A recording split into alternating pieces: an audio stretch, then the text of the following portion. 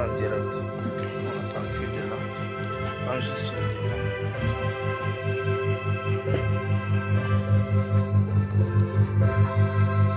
Nous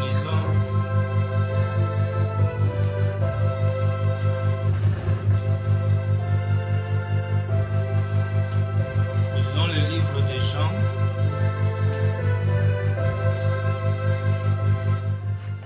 Jean chapitre 7, à partir du verset 15. Le juif s'étonnait, disant: comment connaît-il les Écritures, lui qui n'a point étudié? Jésus leur répondit: ma doctrine n'est pas de moi, mais de celui qui m'a envoyé. Amen. Si quelqu'un veut faire sa volonté, il connaîtra si ma doctrine est de Dieu ou si je parle de mon chef. Celui qui parle de son chef cherche sa propre gloire, mais celui qui cherche la gloire de celui qui l'a envoyé, celui-là est vrai. Amen. Et il n'y a point d'injustice en lui. Amen. Grand maître William Abraham, nous te dédions cette partie de la parole pour que par ton esprit, que tu nous révèles la ligne de conduite dans le 3e exode. Amen. Laissons cette congrégation sous ton contrôle. Amen. Pour la gloire du nom très saint, William Madame Branham. Amen. Amen. Je vais vous asseoir.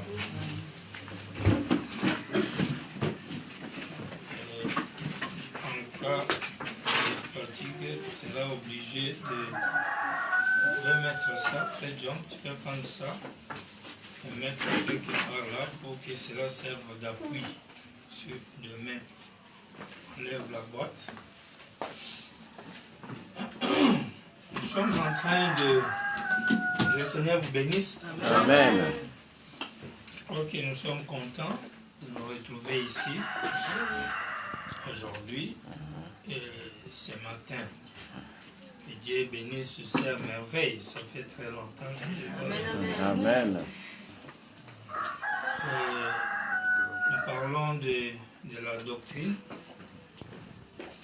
depuis le vendredi où nous avons commencé.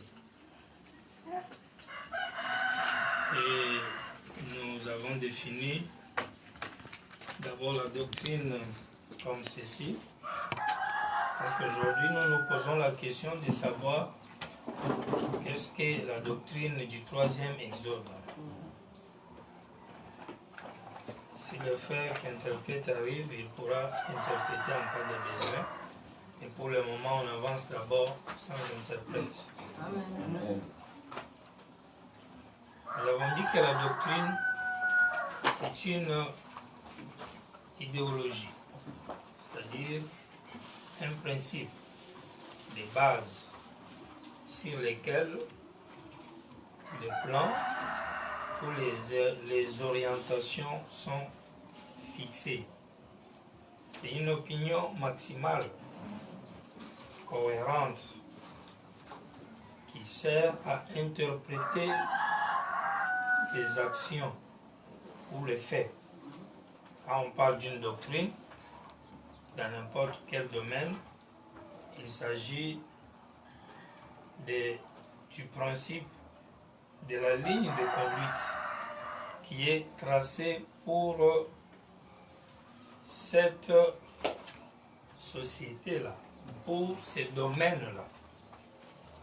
Une entreprise, par exemple, une société, doit avoir une ligne de conduite, un principe, un objectif qu'il doit atteindre, les règles du jeu, sa loi fondamentale, sa base. Ça, la doctrine pour une entreprise. C'est tout comme pour un pays. Un pays a sa doctrine. Et la doctrine d'un pays, c'est sa constitution. La base sur laquelle tout repose. Quand ce pays-là voudra juger les faits, le problème de sa société, les réalisations de sa nation, ce pays va se baser sur sa constitution. Même si ce pays veut investir de l'argent dans un domaine donné ou construire dans un domaine donné, ce pays va toujours se référer à sa constitution. Si ce pays veut juger un citoyen et l'envoyer en prison, ce pays va se référer à la Constitution. Donc la Constitution constitue la doctrine d'un pays, la base d'un pays. C'est la doctrine qui donne la ligne de conduite pour un pays. Et quand nous allons dans le domaine de la religion, la doctrine, c'est la vision que l'Église porte. La doctrine, c'est le principe qu'une Église défend. Madame a dit, on ne peut pas avoir une Église sans doctrine. Amen. Si vous avez une Église sans doctrine, c'est une Église qui ne sait pas pourquoi elle est là. Amen. Et elle ne sait pas non plus ce qu'elle défend. Et nous avons dit que la doctrine, c'est une vision. C'est l'opinion.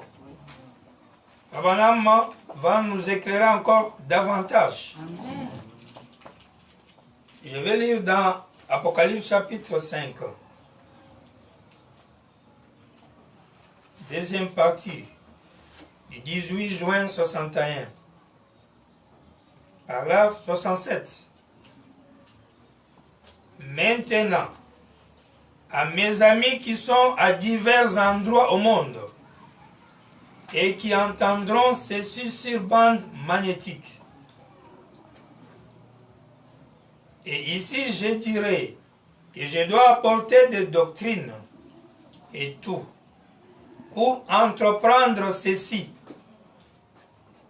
Et tout homme qui n'a pas de doctrine n'a pas de ministère. Amen.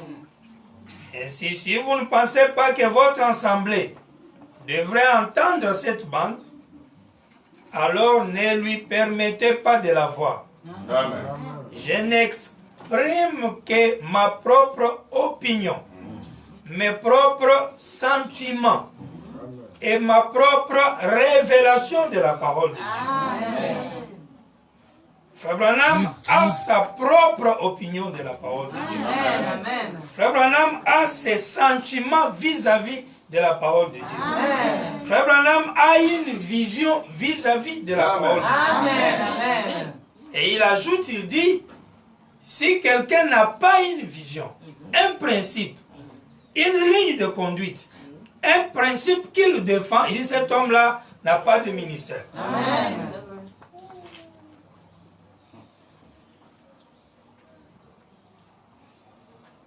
Je relis encore dans le sermon Une délivrance totale.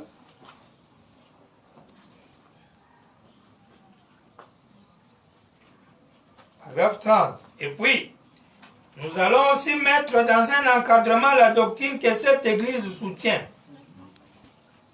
Et j'ai fait encadrer cela ici à l'intérieur dans l'Église. C'est que nous soutenons. Le principe, la doctrine de l'Église. Eh bien, pour être une Église, nous devons avoir une doctrine. Amen. Branham a une doctrine.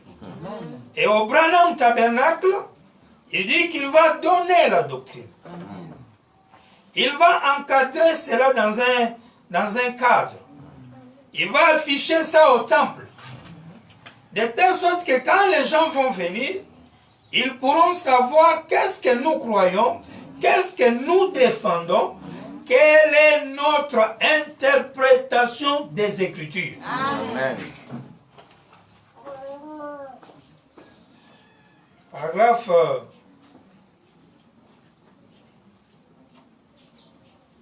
19, les gazam, la sauterelle, et les gélèques, les asiles, du 23 août 59. Et s'il arrive que vous, votre Église ne croit pas, ou que vous ne croyez pas exactement les choses que nous prêchons comme doctrine de notre Église, nous espérons que cela ne vous offensera nullement. En effet, le tout premier pas vers le succès en tant que chrétien, et ce qui montre qu'un homme a reçu le Saint-Esprit, c'est l'humilité. La véritable humilité donnée de Dieu. Et cela doit être apporté avec humilité. Mais cependant, une église sans doctrine est juste comme une méduse. Elle n'a pas de colonne vertébrale. Il nous faut avoir une colonne vertébrale là, et non pas seulement la colonne vertébrale, mais aussi dedans. Car l'église de Dieu doit manger le pain de vie.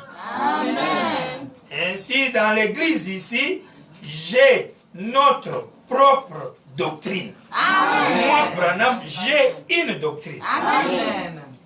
Est-ce qu'on est ensemble? Amen. Branham a une doctrine. Amen. Et tout celui qui pense être sauvé aujourd'hui, ou qui pense aller au ciel, s'il faut parler ainsi, ou qui pense posséder le Saint-Esprit, ou qui pense être un croyant, ce dernier doit être dans la doctrine de William Branham. Aucune sœur, aucun frère ne devait vivre en se basant sur la doctrine de quelqu'un d'autre. Nos adultes. Quand nous nous demandons qu'est-ce que la doctrine du troisième exode. Il dit, il a sa doctrine. Branham a une doctrine. Il exige aux églises d'avoir une doctrine. Et quand une église n'a pas une doctrine, elle est comme une méduse. Elle n'a pas de colonne vertébrale. Alors que la colonne vertébrale est ce qui tient un être humain. La stature physique du corps humain est tenue par la colonne vertébrale. Et la stature qui permet à une église de tenir, c'est une doctrine. Amen. Amen. Amen. Vous devez avoir une doctrine. Vous devez avoir un principe que vous défendez. Amen. Amen. On connaît ensemble. Amen.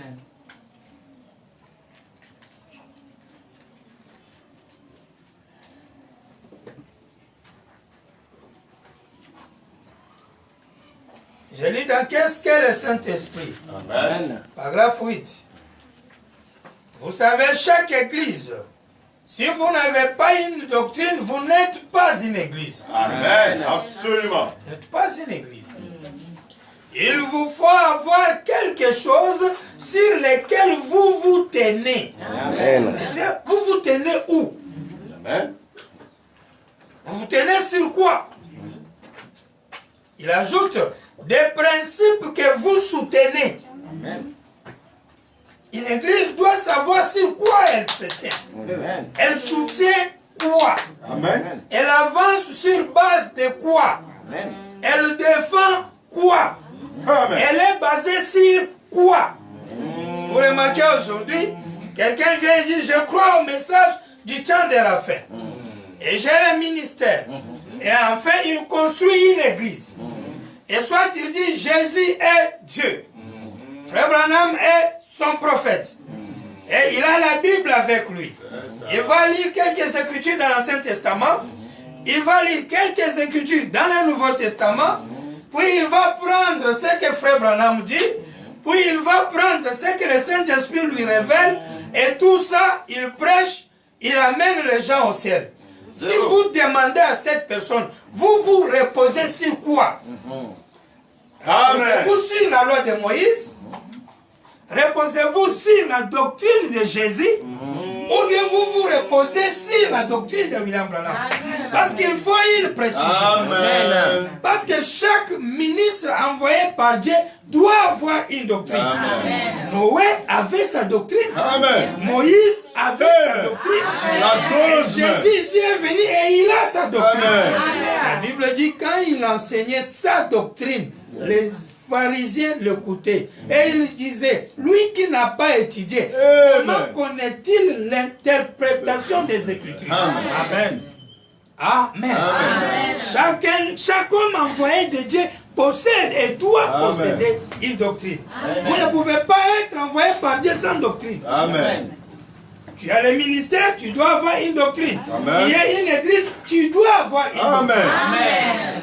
Moïse avait sa doctrine. Et sa doctrine, c'est les 10 commandements. Amen. Jésus est venu avec sa doctrine. Yes. Et sa doctrine, vous la connaissez. Amen.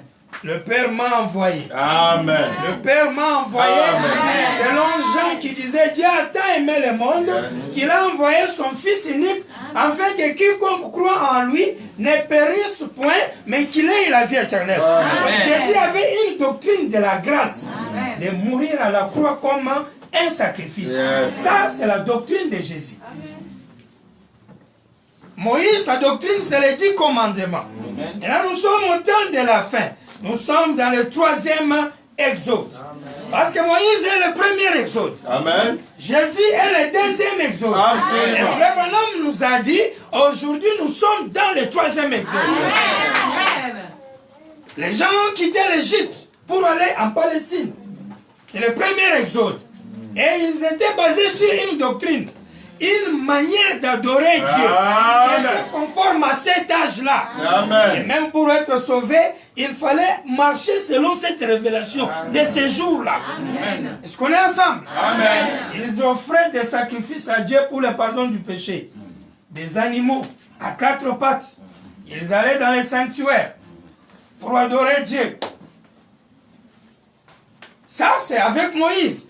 Quand Jésus est venu, ça a changé. Amen. Au lieu d'avoir les animaux à 4 pattes, il y a maintenant un être humain. On l'appelle l'agneau de Dieu. Amen. La doctrine avait changé. Amen. Et pour être sauvé dans le Nouveau Testament, il faut avoir la révélation de la nouvelle doctrine. Amen. Parce que la doctrine définit votre orientation. Amen. Vous ne Absolument. pouvez pas aller au ciel ou au paradis sans suivre un chemin.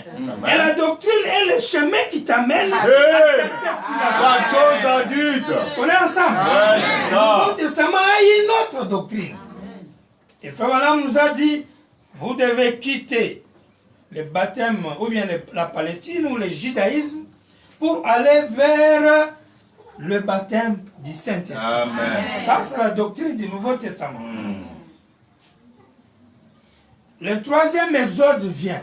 Yes, sir. Quand le 3e exode vient, Frère Branham nous fait voir que vous quittez le baptême du Saint-Esprit pour entrer dans le pays du millénium. Amen. Amen. Ici, vous êtes dans un autre exode. Il a même dit, nous sommes dans un exode. Ce n'est pas une supposition. Ce n'est pas une prophétie. Amen. Nous sommes dans le 3e exode. Amen. Dans le 3e testament. Par contre, il doit y avoir une doctrine du 3e exode, du 3e testament. Amen. Et si les frères du message sont là aujourd'hui sur la terre, croient en Dieu, adorent Dieu et veulent être sauvés, veulent juger les faits, veulent juger les choses, veulent savoir leur orientation, veulent connaître comment vivre dans n'importe quel domaine, ils doivent se référer à la doctrine du 3e exode. Je ne pas un frère, ni une sœur, que cela soit pour les salis, que cela soit même pour les mariages, que cela soit même pour les business. Peu importe le jugement que tu peux porter contre quelqu'un, fais cela en vertu de la doctrine du 3e. Parce que c'est ça la lumière pour aujourd'hui. Dans chaque âge, Dieu envoie un message. Dieu envoie une lumière. Dieu a disposé une lumière pour un homme. Amen. La doctrine du 3e exode n'est pas la doctrine d'un homme. Ça ne doit pas être la doctrine d'un groupe d'hommes ou venant de la volonté d'un homme ou de l'interprétation d'un pasteur. Non. Ça doit être la doctrine de William Branham. Nous posons la question, qu'est-ce que la doctrine de William Branham? Lisons dans la prédication, la condamnation par représentation. Prêché le 13 novembre 60. Paragraphe 10. Nous savons que nous vivons dans un temps très étrange. Et nous le savons. Avoir la tournure que prennent les choses. Et maintenant là-dessus, et ce que j'ai dit ici au tabernacle, S'il y a ici de nouveaux venus, la raison pour laquelle j'apporte ces messages et tout au tabernacle, et non sur les champs d'évangélisation, c'est parce qu'ici, c'est notre base d'opération. Ici, je sens que je peux prêcher la doctrine telle que je la vois, telle que je la crois. Amen. Est-ce qu'on est ensemble? Amen. Il y a un lien approprié même pour apporter la doctrine, selon Frère Branham. Et c'est dans son fief, dans son QG, là où il est chef, la tête de cette église-là, de ce corps local-là. Lui étant chef là-bas, il dit, c'est ici au Branham Tabernacle. Si je vais au Life Tabernacle, je ne peux pas prêcher la doctrine là-bas. Parce que je ne suis pas pasteur là-bas. Si je vais à Tixon là-bas chez Pierre Green, il n'ira pas prêcher la doctrine là-bas. Parce que ce n'est pas son église. Il doit respecter la vision du pasteur de cette église-là. Donc, comme il est dans son fief Branham Tabernacle, là, il peut donner la doctrine. Amen. Parce qu'il a une doctrine. Et nous cherchons cette doctrine-là. Parce que c'est lui le messager du 7e sceau, ou bien le messager du 3e exode. Il faut qu'on prenne sa doctrine. Il avance. Il dit, tel que je la vois, tel que je la crois. Paragraphe 11. Eh bien, ça ne contredit pas la religion de qui que ce soit. Vous voyez, qu'il croit n'importe quoi, c'est en ordre. Et bon, bien des fois, vous savez, si nous allons tous faire prélever nos empreintes digitales ce matin, il n'y aurait pas des personnes parmi nous qui auraient des puces identiques. On dit qu'il n'y a pas d'ADN qui soit identique au monde. Je m'imagine que vous êtes tous heureux que le vôtre ne ressemble pas au mien. L'Assemblée dit Amen. Chacun a son nez. Chacun a ses signes dans sa main. Différent de l'autre. Ne peut jamais avoir idem. Ma doctrine pourrait être différente de l'autre. Et si aujourd'hui on a 1000 pasteurs dans les messages, 10 000 pasteurs dans les messages, et que ça nous donnait 10 000 doctrines, nous sommes perdus. Parce que nous ne serons pas sauvés sur 10 000 doctrines différentes. Nous devons être sauvés sur base de la doctrine d'une seule personne. Moi, ma tendance, c'est ça. Moi, je vois que... ça, ce sont des dénominations. Est-ce qu'on est ensemble? Ça, ce sont des dénominations. Sur ça, moi, je vois que... Sur ça, moi, je vois que... Sur ça, moi, je vois que... Non. Nous n'avons pas besoin de moi, je vois que. Branham voit quoi? Parce que Branham a une réflexion. Branham a une intelligence. Branham a une vision. Il sait comment diriger les choses. Alors cherchons sa manière de diriger les choses. C'est ça qui va nous sauver. Ce n'est pas ce que pasteur Zoé comprend. Ce n'est pas ce que certains pasteurs tel ou tel comprend. Mais c'est ce que Branham comprend. Est-ce que ça marche? Il n'y a pas un pasteur, il n'y a pas un missionnaire, il n'y a pas un apôtre qui a une doctrine qui serait la sienne, la bonne, la meilleure, qu'il doit imposer aux autres. Ça n'existe pas. Est-ce qu'on est ensemble? Ça n'existe pas. Chacun doit prêcher à son église. Là où Dieu l'a placé comme étant le berger responsable. Et vous êtes responsable de ce groupe-là, de ces bergers-là. C'est à ces gens-là que tu prêches. C'est à eux que tu apportes la parole, ta doctrine. Mais nous ne parlons pas de ça. Nous ne parlons même pas de la doctrine de William Aaron Branham, royaume éternel. Ça, non. La doctrine du pasteur Zoé. Non, nous parlons de la doctrine du 3e exode. Quelle est cette doctrine du 3e exode? Dans laquelle tout le monde doit se retrouver. Il continue. Chacun de nous a sa façon. Paragraphe 13. Et ceci est aussi sur la bande magnétique. On enregistre maintenant même. Alors je vais m'assurer que tout le monde le comprend bien.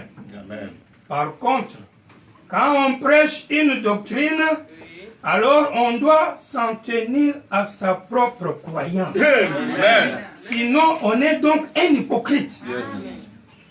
Si on dit quelque chose parce que quelqu'un d'autre le dit, tandis qu'on ne le croit pas du fond de son cœur, alors on est un hypocrite. Amen. Amen. Parce qu'on dit quelque chose qu'on ne croit pas. Je préférerais être critiqué un peu pour des choses que je crois. Amen. Que je crois effectivement. Amen. Plutôt que d'être un hypocrite aux yeux de Dieu. Amen. Pour avoir essayé de faire des compromis avec quelqu'un d'autre. Il y a deux pasteurs aujourd'hui. Amen les écailles. Ils vont sur WhatsApp. Ils vont sur Facebook. Un certain pasteur de Facebook ou un certain pasteur d'une église quelconque, il va prêcher ces choses à lui, selon ce que Dieu lui a révélé. Même selon ce que le diable lui a révélé. Parce qu'il y a des faux oins et des vrais oins. Amen. Et voici quelqu'un qui a une église. Son inspiration pour prêcher, c'est épuiser un peu ce qu'on a dit par là-bas. C'est épuiser un peu ce qu'on a dit par ici. Zéro. Des choses que lui-même n'a même pas maîtrisées, dont il ne connaît ni le fond ni la forme. Zéro. Il cabote. Abraham dit, c'est un hypocrite. Amen. Il faut avoir une vision que vous croyez, que vous défendez, même si les gens sont contre ça. Tu ne dois pas être juste quelqu'un qui... Aujourd'hui je vois ça, demain je vois ça, et le lendemain je vois ça. Tu es un roseau agité par ça. Amen. Pourquoi Frère Branham dit, quand on a demandé à Jésus, qui es-tu et tout ça, Jésus aussi a dit, qui est Jean là? Et vous allez dans le désert voir Jean, un roseau agité. Et vous allez voir un roseau agité dans le désert. Ou bien vous êtes parti voir Jean. Le bonhomme dit, savez-vous ce que veut dire un roseau agité? C'est un homme, parce que le réseau représente un être humain, un roseau. Il dit, c'est un homme qui est balancé à tout vent de doctrine. Amen. C'est ça le réseau, le roseau agité. Et il y en a plein aujourd'hui. Plein des églises et des groupements de gens dans les messages. Ils ne savent pas sur quoi ils se battent. Oh, Dieu. Tout change n'importe comment. Aujourd'hui, on est devant une situation, on raisonne, on pense que c'est comme ça que c'est bon. Le lendemain, on voit une autre situation, on raisonne, on pense que c'est ça qui est bon. On n'a pas une base solide pour savoir que ça, on traite ça comme ça. Selon telle écriture, ça, on traite ça comme ça. Selon tel article de notre constitution. Vous devez avoir une constitution, une base de la révélation complète de William Branham sur les choses.